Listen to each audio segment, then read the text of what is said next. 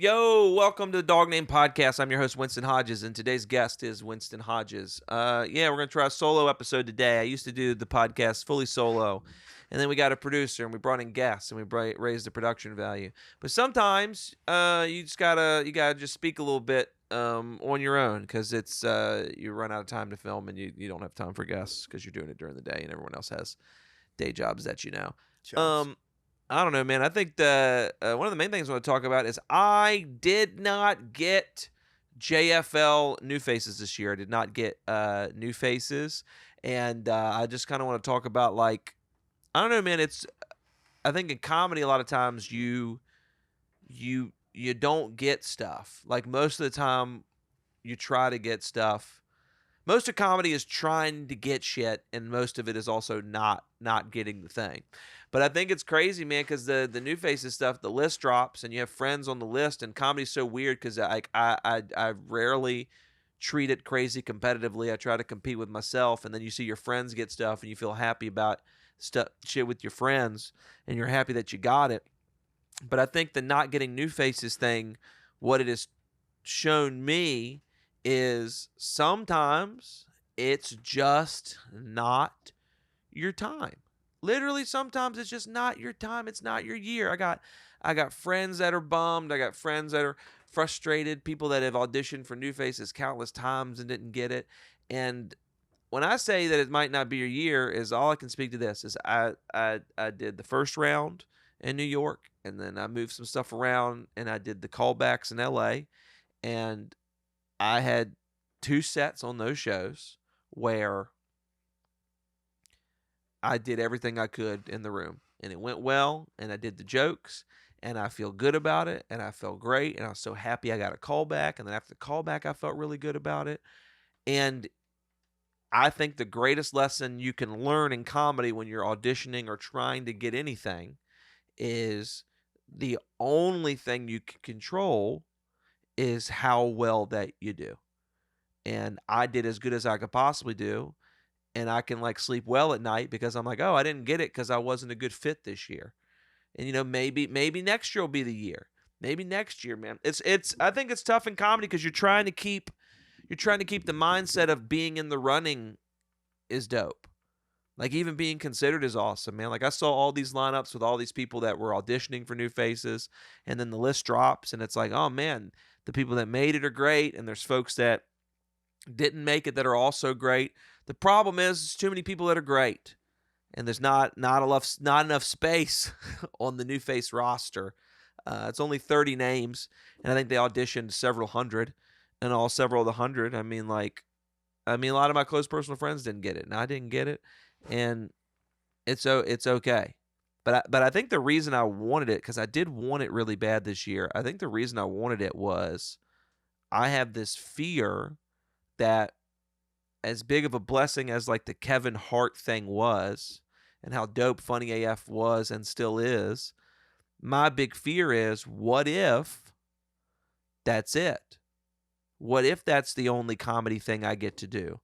What if I don't get to do late night TV? What if I don't get a writing job? What if I don't get a special somewhere? What if I don't get a half hour? What if the podcast doesn't take off? What if the clips don't take off? And what if, for the rest of my time doing comedy, I'm just the guy that tied for 5th place on the first season of this badass comedy competition?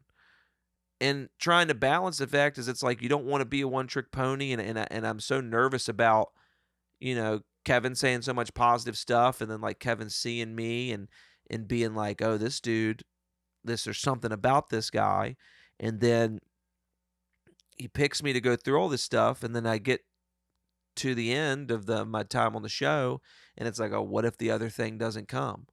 What if that's what it is? And I think I was putting way too much pressure on myself. Like, I do think there was just so much pressure to where it was like, I really wanted to go to JFL. I thought it'd be so fun to go to Montreal this year. And my brain was like, oh man, and if I got new faces, then it would be like, that's the next thing. I've done the next thing. So I think I'm just kind of freaking out waiting for the next thing. And I think that's what has me so stressed out about it. Because after I officially didn't get new faces, I didn't feel bad about it at all. I just was like, oh, okay. I didn't get it. What's the next thing? Do you But think being on Funny AF hurt your chances of getting new I faces? have no idea. I got no clue because my brain would think of the opposite. My brain would think if anything, it would have helped to be like, oh, he's like, he is a new face. He is getting, a lot of heat right now. But maybe it's possible, but I don't know.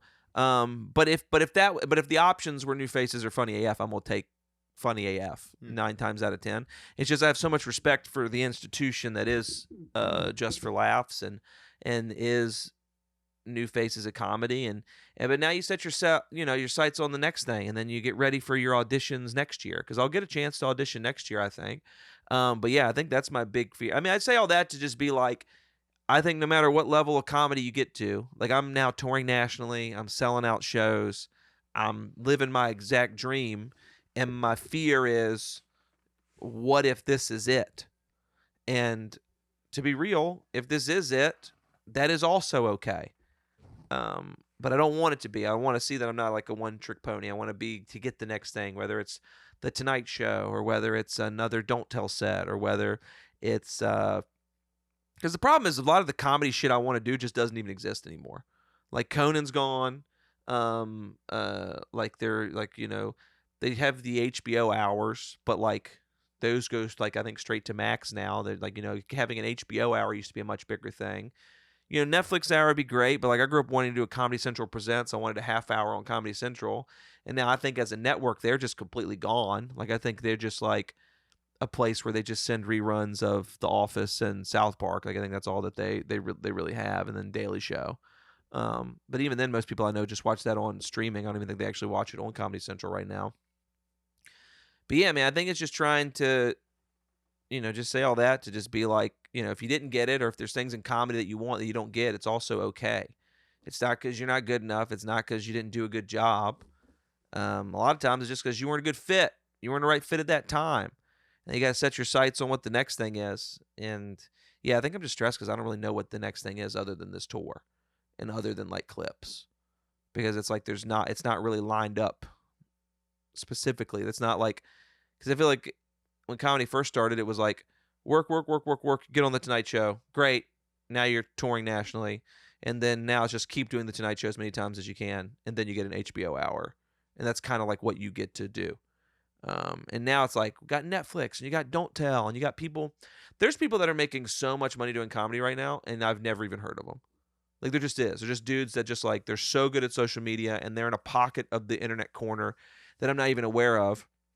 And you'll see them at a club and they've sold out 9 shows on like a Monday, Tuesday, and a Wednesday.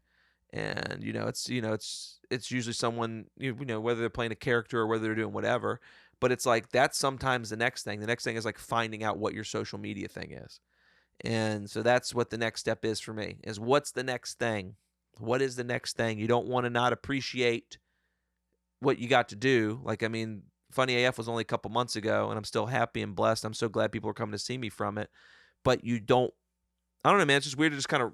I don't want to rest on my laurels, but I also don't want to not appreciate it. It's weird. Did you have anything like that when you were doing when your clips were really, really blowing up and you got like 80,000 followers in like 2 weeks or whatever? Like, were Yeah. you, You mean like wondering what the next steps were? yeah, or did you just kind of go with it? Because what the hell do we even do? Well, we've talked about this in the past and we've goofed around about it, but I think I actually made the right choice. Whereas, like, at a certain point, I wanted to keep it up. So you have to post. You got to keep posting. Yeah, And what was going viral for me, it's not crowd work clips, it's bits. It's like yeah, well formed, stupidly long yeah, stories and stuff.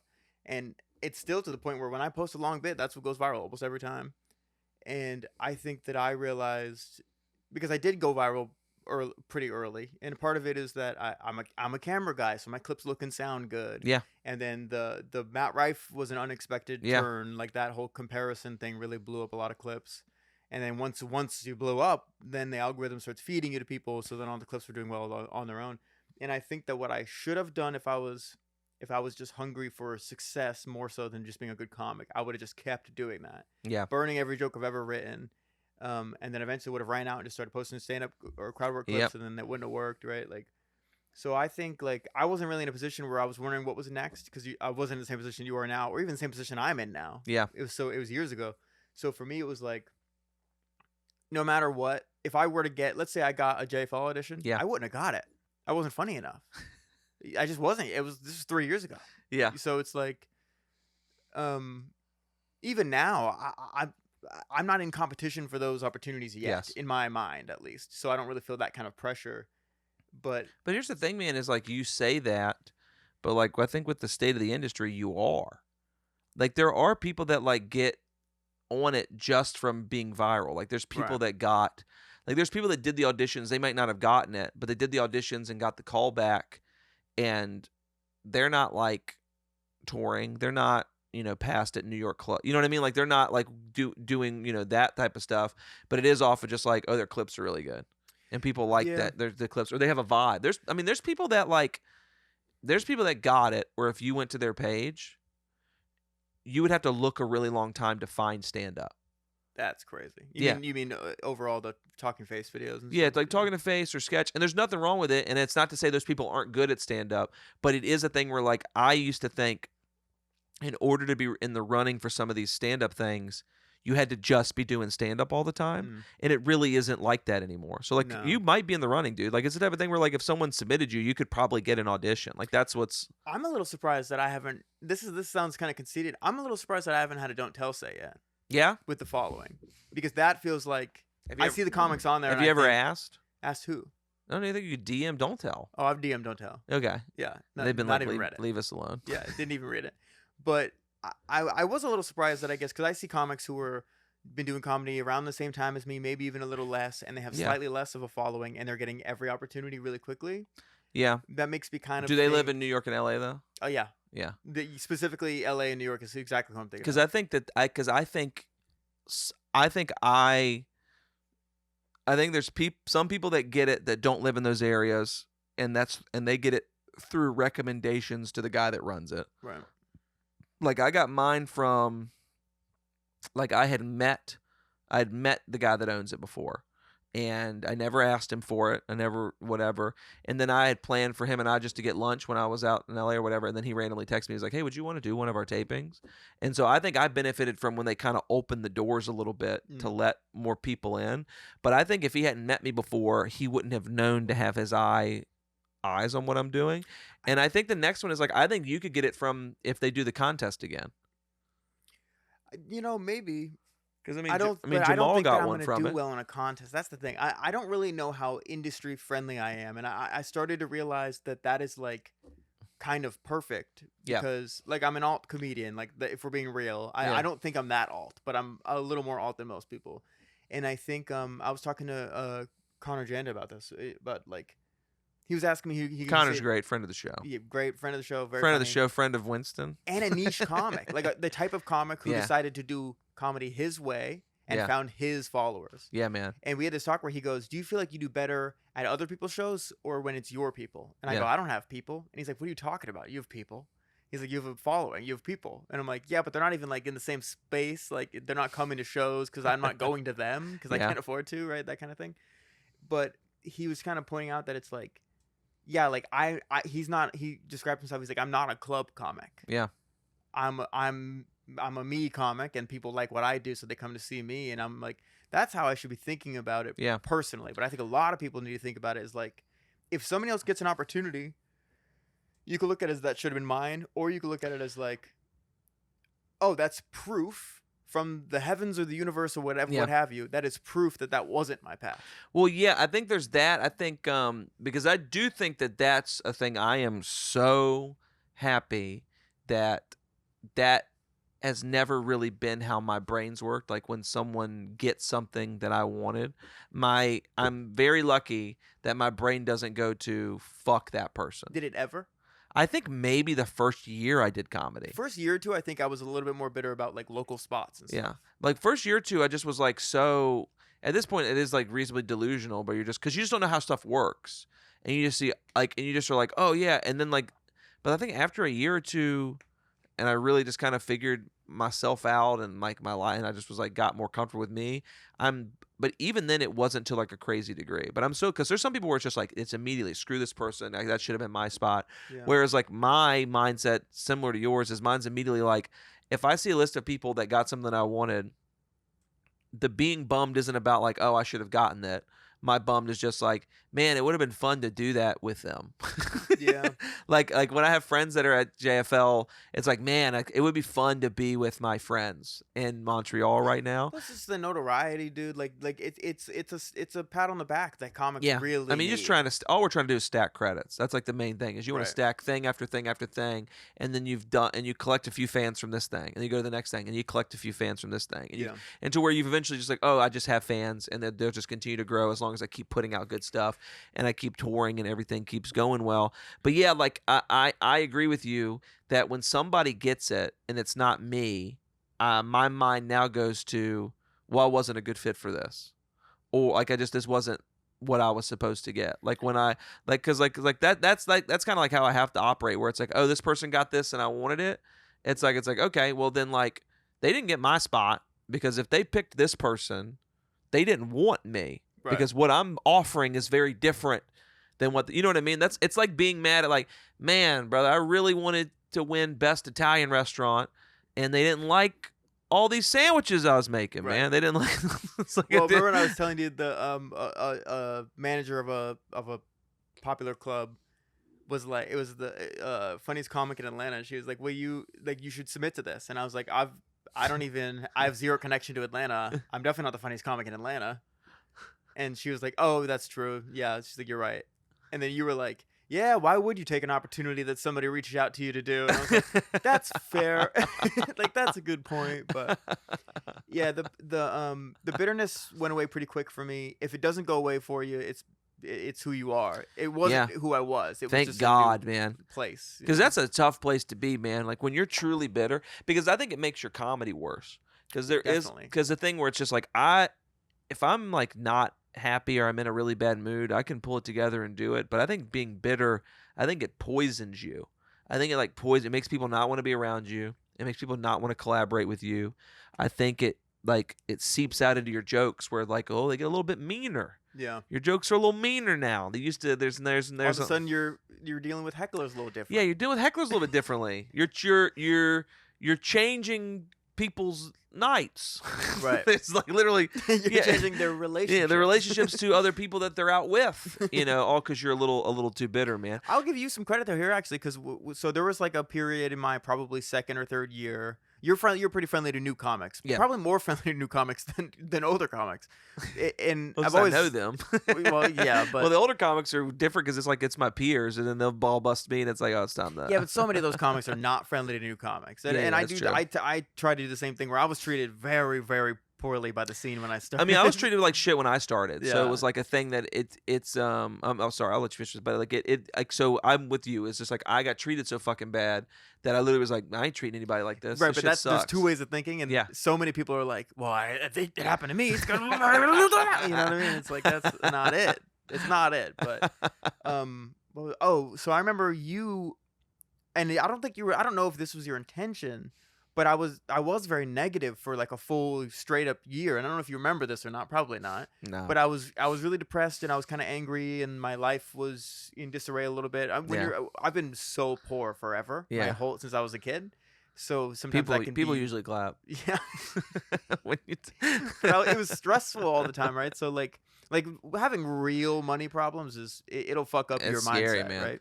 So I start getting really bitter, and then I wasn't really looking at it like I should get that opportunity. It was more like, why doesn't anyone care that I'm doing well on stage? Yeah. And now looking back, was I doing well on stage? Maybe. But if yeah. I was listening to it now, I'd be like, Relative. this fucking hack. You Yeah, know? it's all relative. Even if you're getting laughs, it's like Yeah. like the real comics, they're like, it's not there yet. Yeah, you it's know not what I there mean? yet. Those But are bad you laughs. would like make sarcastic remarks to something that I would say. If I said something negative, you would put it in perspective and be like if I like the Atlanta thing, like Yeah. to be like, oh yeah, of course. Why would you take an opportunity? It's like, or like, I think you said to me something along the lines of like, do you perform better when you're mad? And I go, definitely not. And you go, oh, seems like it's like working for you then. Or something like that. And I was like, fuck him. Also, that's good advice. Like that's kind of true. Something I wanted to say earlier though about when you're talking about what your next steps would be. Yeah. To me, it seems very obvious. The social media stuff was working out for you long before you ever got funny. Yeah. I think building a following from a tour is a really good way to build like Yeah. longevity, like real Yeah. fans, not just like minute Yeah. long fans, like not 15 Bro, minute I'm, fans. bro, I'm out here like- pitching this fucking email list like it's going out of right, style, dude. and like getting to know everybody after shows Yeah. and stuff. Like I think it makes sense that because you're more recognizable now, your clips are Yeah. guaranteed to do better. Not every Yeah. time, but like the Yeah, threshold's it's bigger tough, now. man. I feel like I'm posting at the wrong time or something, man. When do you 'cause, post? like 10 in the morning, 11 noon. I've What been alternating, days? trying different every day.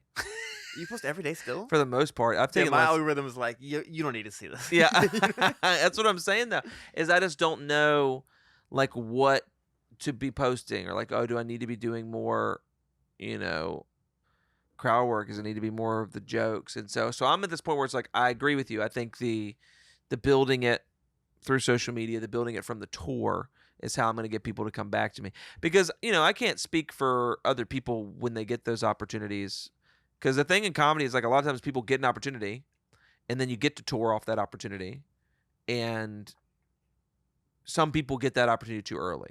Right. And I do feel like as much as I would have loved to have gotten this opportunity at, say, year 6, you know what I mean? Year 7, even year 5, just to get on going. It's like I am so glad it happened to me at year 11 because the people that are coming to see me are getting like an incredible show. Right. Like they're getting a real like headliner level, like, oh, this guy's really good. Like we want to see this guy again. An opportunity means nothing if you're not ready to Yeah. seize the moment. Yeah. Like that's like the biggest And there's people thing. that get it and they aren't, man. There's Yeah. headliners that There's I've also people who get a fire under their ass when they get an opportunity and they just perform better. Yes, they The perform stress, better. They like- figure it out, and like, so I've been trying to do that. I do think but it's so much of like, I mean, I literally think I'm running myself ragged because basically I'm doing an hour on stage, and then immediately afterwards I'm doing another hour talking to people. Right. Like, and I enjoy it. Like I do actively enjoy it, but I'm exhausted. Like Right. it's so Oh, weird to man. think about doing this for forever. Where it was like when I was in Indianapolis, it was 5 shows, and then I did each an hour to an hour and 5 minutes, and then afterwards it was me talking to people for an hour. And Right. so it's like 10 hours of work, which wasn't a ton, but being on for 10 hours is a Right. lot. It's all socializing, so it is Yeah. hard. And I'm like an extrovert. I'm an outgoing guy, but this is the first time in my life where I've ever like felt like when I'm talking to people, I don't feel like I'm tired or exhausted. But the moment that the last meet and greet is done on the night, I literally am like, I gotta go to bed. See, but that's because you have the ability to like you're on, and then you don't even realize how exhausted you are till it's done. Yeah. I would be the whole time thinking about how miserable I was having these interactions, and it's not That's so personal. funny. I love if somebody likes me, I fucking love them. Yeah. Like that's awesome. I struggle socially. And Yeah. people can kind of tell. Like Yeah. I don't think that I'm giving confidence Yeah. on stage. Like I think when I'm off stage, people are like expecting me to be weirder Yeah. than I am even. But yeah, it's what would you say earlier? It's like champagne problems. Of just Yeah, being champagne like, problems, dude. Like I hope when I'm successful, I'm gonna be so annoyed. I hope people are so damn annoyed, dude. It's funny. But I know I love it. I love talking to people, and it is fun. But to get back to our original point of the whole thing is just like I do think that bitterness is like a poison, and I think that like the whole reason I wanted to talk about this is it's like there's friends that I've reached out to that to make sure they were okay when the list and stuff came out, because it's just like some people just take stuff harder, you know what I mean, and just like and I'm just trying to be more vulnerable and open, where it's like when I saw I didn't make JFL, I was bummed because I thought it would be a fun thing to do and I wanted it to be the next thing I got to do, but I wasn't bitter and I wasn't angry. And I do think that like if you're a comic and you're feeling kind of bitter and angry about other people getting stuff, I would say before it completely consumes your soul, try to figure out if that's who you actually are. Because like you said, where it's like the first year or two, I was way more bitter. And then I've luckily found out that thank God that's not who I am. Yeah, because at my I didn't core. have to fight it. It Yeah. just went away. Yeah, mine just naturally kind of went away, and it went away the more I understood the business. Yeah. The more I understood, like, not every spot is for every person. Sometimes it's not your year. It was that person. It's this person's year because they were in the position you're in last year, and now maybe you'll get it next year. But it's also they're building lineups. Yeah, and the And, like, lineups have to sometime- make sense. Like to a real audience member who's seeing us both Yeah. perform, no one is thinking, oh, Jack and Winston represent the same thing on a show. Yeah. No one in their right mind would Nope. ever think that. But these strangers making these bookings and stuff like that, let's pretend that you and I were on the same precipice and Yeah. we're going for the same thing. They would say like, well, Yeah. Jack's a Southern white guy, Winston's a Southern white guy. Yeah. We already have one. That's all we need. Yeah. And they it's pick whatever time to move to the one next is one. like, Yeah, just got whichever that one they twinkle felt in like. their eye Yeah. or something, and it doesn't mean anything, and that it's so But important. that's to what people just know. need to like the bitterness thing, man. People, there's just such a you can be so bitter it ruins your life. You really can, and it has like. It's ruined portions of my life. Like I think it, Yeah. Trial by fire. I wear a rubber band all the time, and I've never noticed that in my life. most people don't. It's like the color of my skin, but like the reason I wear it, it's a therapy thing. I know I've never done therapy, but it's a therapy thing where it's like Snapping it. you to, snap it as a way to reset certain Yeah. pathways, right? Like Yeah. if you keep taking the same path, you end up the same place, right? So for me, the bitterness, complaining Yeah. specifically, I just snap it, and it reminds me to not think that way. And Yeah. when I was at my worst is when I started doing this, and it worked. Like 2 weeks later, I was like, oh, I feel so different, and Yeah. I forget about it now. Still, I don't really think about it much, Yeah. and I don't snap it as much as I should. But I get to the point too where I'd be like having a conversation with somebody, and then I'd snap it, and they'd be like, "What? What did I say?" That's so And it's like, funny, no, I dude. was thinking about something. Like, it's not about you. But also, I'll be real. I'll say for people that are like, there's also a difference between being bitter and then also like letting your friends vent for a minute. You know what I mean? Like Right. there is a difference to like bitter to me is deep seated. It's internal. It's like you are going to always be mad that this person got this, or you feel like this person doesn't deserve it. But I mean, every now and then your friend, you got friends and they didn't get something and they just need to talk a little shit. Of course. And I'm never gonna be like you should never talk shit, man. I've talked shit before at an event. It's just part of comedy. There's gonna be times where someone's gonna get something. Yeah, but us talking shit to each other in the car is different than like expressing it in a Yes, green room exactly. with 8 people. Yeah, where there's a bunch of people there, and because also I think if you got certain people you can talk shit with, to where it's like they're not gonna tell anybody. They get that you're just joking. They get that you just need to say it to vent, and then because I feel like every time I've ever talked shit about someone, like even jokingly in passing, I immediately followed up with like, I really like. It's like I'd have to say this. I really like this fucking person. But there is so many, man, where it is just like but trying to find that balance, like trying to find the balance of like, oh, what is the difference between venting and what is like, my week is now ruined and I'm gonna make this other people's problems, man. Because some people get bitter and it's just like I'm about to absolutely wreck this couple that's on a date right now at this show, Right. because he looked at his phone for half a second during my bit and it reminded me that I didn't get new faces, so I'm gonna lose Well, my fucking We've mind. talked about this in the pod, but it's like there was that time where it's happened twice in like 6 years, but like once really early on, but then like it was like a year ago where this guy in the audience was like being aggressive, like Yeah. physically aggressive, like he was Yeah. like threatening me when in heckling, and I wasn't Yep. being rude or anything, and I got really quickly not even emotional or defensive, was just like, I'll stop the set right now, we can just go outside. It got a laugh. Yeah. Thank God. Because Yeah. if it didn't, it would have If just it didn't, ended it's with like me it's going, you being like, hey, we should fucking fight. right. And I meant it. And I meant it all the way until he left. Yeah. Like I actually truly was the whole time I was Another like, time you came back in the green room, and I remember one time you came back in the green room after that. yeah, it wasn't that guy. I thought it was. Was but- something like that, and then like we literally thought it was the guy that had been creepy to Matilda, and then you're like, I'll kill. Not even just Matilda, like every female comic. Yeah, I don't remember what the circumstances were. Oh, it was just some guy during my set. I was like doing well, and it was a late show, and I was like second to last or Yeah. something.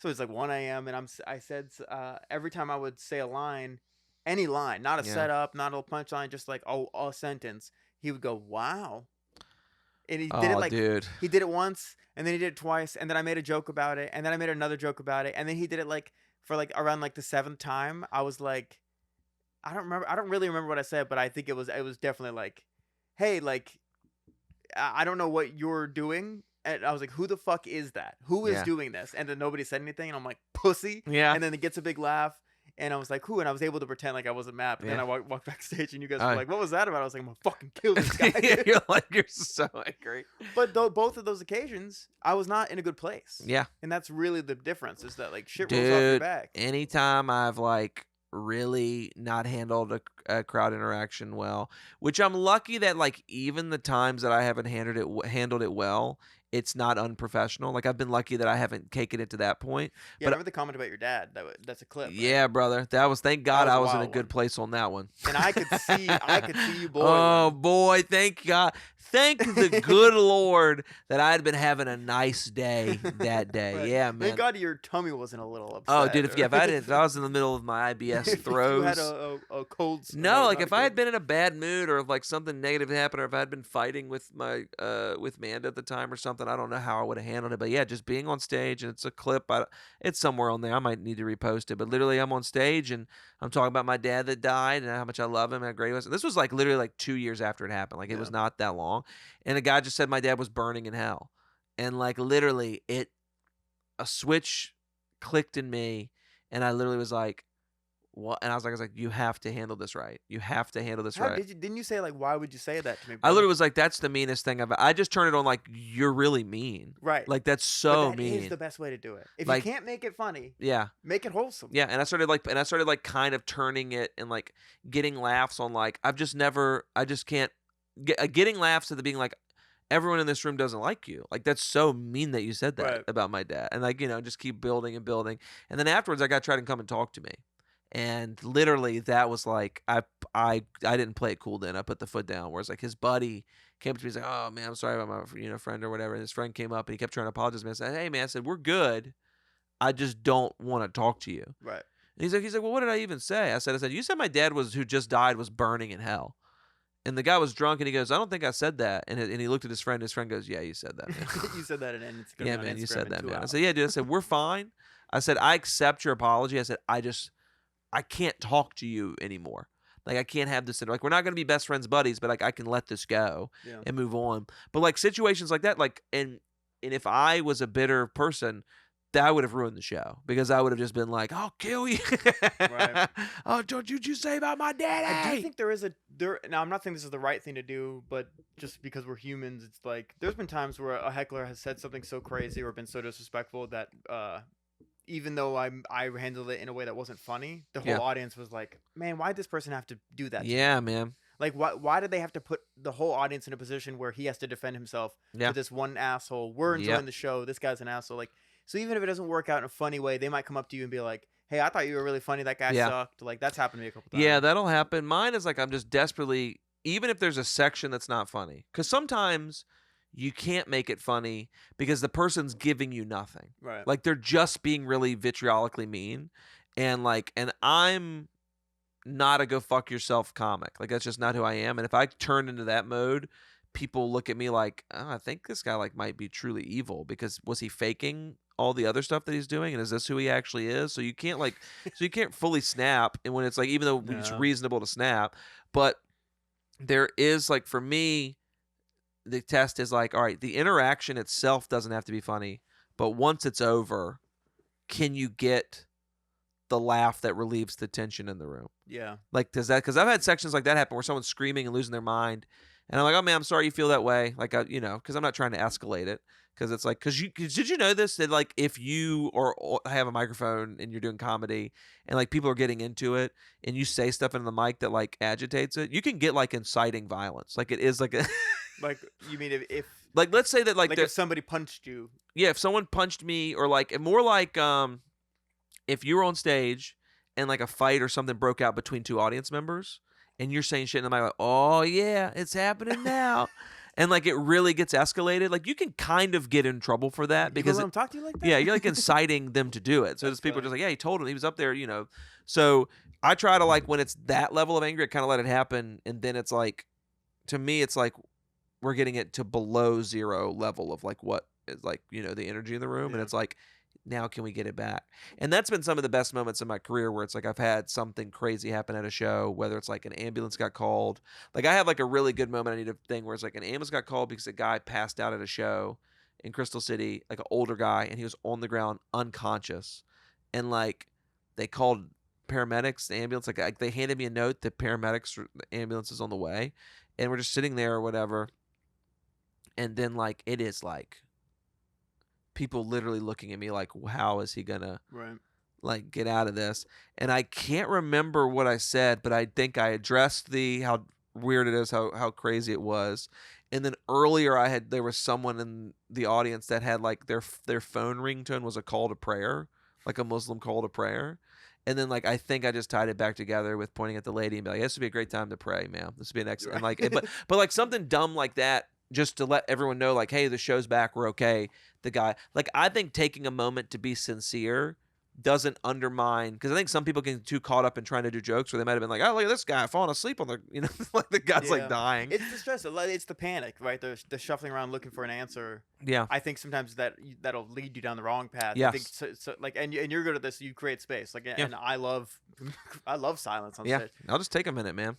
Yeah, I'll just take my time, and like that situation with the guy who I called a pussy because he wouldn't tell me who it was, who kept saying "wow." Yeah. It was After Owen that, Wilson. because I'm very like kind of dry and low energy on stage. Yeah.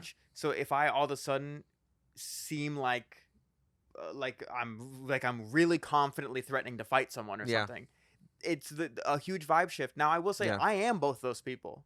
Yeah. It's hard for them to understand, Yeah. but I am both those people. And Dude, so like, Dude, Louis Anderson, rest in peace. He has like a thing where he's I've heard him say this on multiple podcasts and stuff when he's alive. He's like, I think you should be able to kill hecklers. Like, you should be able to do it. He said he has such a funny. He's on WTF with Marin, and Marin asked him the hecklers, and he's like, yeah, I think you should be allowed to shoot them. He said if you shot one, people quit fucking around. yeah, no shit. Yeah, Like that's literally, if more comics started blowing people away, I think about that all the time. Be like, yeah, man, all it would take is one comic blow one audience member away, and it's like, yeah, we should probably shut the fuck up during the show. Oh, well, I was gonna say the way I transitioned out of the aggressive energy from Yeah. the slow energy is like, I think I just went like, wow, that was crazy. Huh? Yeah, yeah. Like, that was crazy. Yeah. Like you guys like I switched it up on you guys quick. Like, Yeah. just say what Well, you they're have to address thinking. it, man. You have to address what's going on. You have to make sure they're on your side. Yeah. But yeah, man. I mean, that's that audience stuff, man. With hecklers or people that will just like. But every situation I've ever handled like that's gone well, it's been because I was in a good mood. Yeah. The couple of times that losing, it's not even it. I've had like a few times where I have gone the switch and I've gone off on an audience member. Luckily, everyone else in the audience was on board with it, and then Right. I got off stage and I felt terrible. Yeah. Because that's just not how I want to be represented. Like, it's just like not, even though everyone agrees, like, hey, it's okay that you yelled at that guy. Hey, it's okay that you told that person to shut the hell up. But it's like You feel like shit. It feels like a really unprofessional thing to do. Like, I'm a better comic than that. I don't need to Yeah. like resort to losing my mind on somebody. like the other day at the grocery store, there was I was at the self checkout. There was Yeah. no bags there because Yeah. they were closing in an hour, which is too early to remove the bags in my Yeah, opinion. yeah. It is too early to I remove the bags. go, I check out everything, and there's a thing on the kiosk that says like, how many bags did you use? I hit 0 and moved on. Now I do that every time because I'm not paying for fucking bags. Yeah, But 5 cents bag tax. I'm is crazy. sorry, that's what is this Yeah. world coming to? But but there also weren't bags there, so I set Yeah. them down, and then a guy walks by, and I go, "Hey, boss, do you have any bags?" And he goes, "Yeah," and he goes, "How many do you want?" And I was like, "I'll take 2." And he goes, "Did you ring him in?" And I go, "Well, no, I mean there weren't any bags here." Yeah. And he goes, "You still got to ring him in." And he gets an attitude with me real quick, and I'm like, getting mad at me for not charging myself 10 for cents. bags that aren't here Yeah. is really weird to me. And then to get an attitude about it is just like, it's classic DC hospitality Yeah. in these establishments. But I was pissed for another 20 minutes. Yeah, just be mad. And who wins that? Like he's never thinking about it again. And Yeah. I was mad for the rest of my evening. Yeah, it ruined your night. And I feel like that on stage, it's like, even if somebody's an asshole, if I'm an asshole back, and then I leave stage thinking like, I wonder if these people think that I'm a funny asshole. Yes. Now. It's like not worth it. Like, it's so much better. Yeah, to just try because to that take the guy high leaves road. and he's fine. He's just like, whatever. No one Yeah. else. And you just have to sit with feeling embarrassed. And if you're a heckler, you're creating confrontation a lot. Yeah, dude. In You're your doing it a day-to-day lot. life, you're walking around and you like what's that saying? It's like, yeah, if you spend your entire day running into assholes, you're probably Oh, it. you're the asshole. Yeah, you know what I mean? Like if you spend all day. Oh man. The sentiment though of understanding that other people's opportunities aren't yours. Yes. That's like really. I don't know if there's new comics who listen to this podcast. They should, because Yeah. you talk about stand up so much. But the way I think about it is for real, and I think this is like something that I talk to new comics about. Yeah. When they're dumb enough to think that I can give them advice. Yeah. Is if you're racing somebody up the stairs. Yeah. And you look over at them to see what they're up to, you're gonna fucking trip on the You're stairs. gonna fall down. Yeah. You're gonna fall down.